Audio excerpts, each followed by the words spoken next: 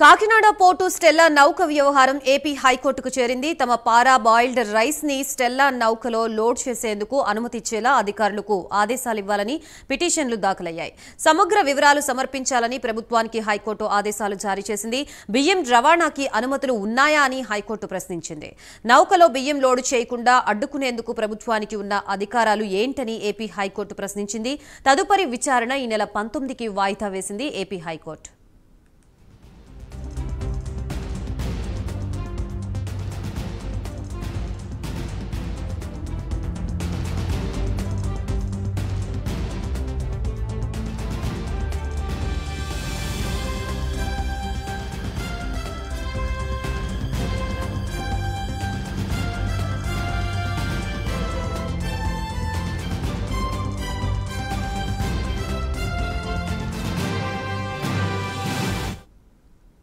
Kakinada port Stella నౌక వ్యవహారం AP హైకోర్టుకు చేరింది. తమ పారా బాయిల్డ్ రైస్ ని స్టెల్లా నౌకలో లోడ్ చేసేందుకు అనుమతిచ్చేలా అధికారులకు ఆదేశాలివ్వాలని పిటిషన్లు దాఖలయ్యాయి.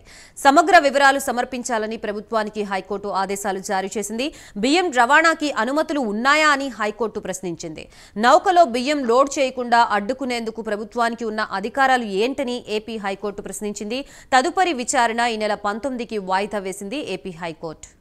ప్రస్తుతం ఇదే అంశానికి సంబంధించి మనకి పూర్తి వివరాలు అందించడానికి మా ప్రతినిధి శ్రీనివాస్ సిద్ధంగా ఉన్నారు. శ్రీనివాస్. ఏదైతే కాకినాడ పోర్టులో స్టెల్లా నౌక ద్వారా ఇటీవల కూడా అది సంచలనంగా మారింది. ఇటీవల డిప్యూటీ సీఎం పవన్ కళ్యాణ్ కాకినాడ పోర్టులో తనిఖీలు చేసినప్పుడు ఈ స్టెల్లా నౌక వ్యవహారం కూడా వెలుగు చూసింది.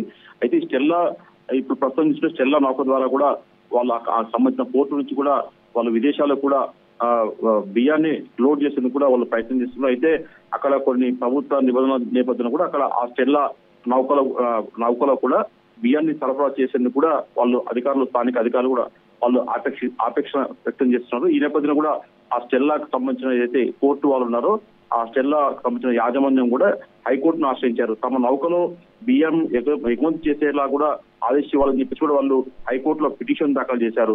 దీనిపైన ఈ రోజు హైకోర్టు విచారణ చేపట్టింది. ఈ నేపథ్యంలో హైకోర్టు కూడా ప్రభుత్వానికి పలు ప్రశ్నలు సంధించింది. ఎందుకు ఆ పోర్టు ఏదైతే స్టెల్లా నౌక ద్వారా బియ్యాన్ని ఎందుకు తరలించకూడదు, బియ్యం ఎందుకని కూడా ప్రశ్నించింది. అలాగే స్టెల్లా నౌక యాజమాన్యం కూడా మీకు బియ్యం రవాణా చేసేందుకు అనుమతులు ఉన్నాయని చెప్పేసి కూడా హైకోర్టు ప్రశ్నించింది. నౌకలో బియ్యం లోడ్ చేయకుండా అడ్డుకునేందుకు ప్రభుత్వానికి ఉన్న అధికారులు ఏంటని చెప్పేసి కూడా హైకోర్టు ఈ రోజు ప్రశ్నించింది.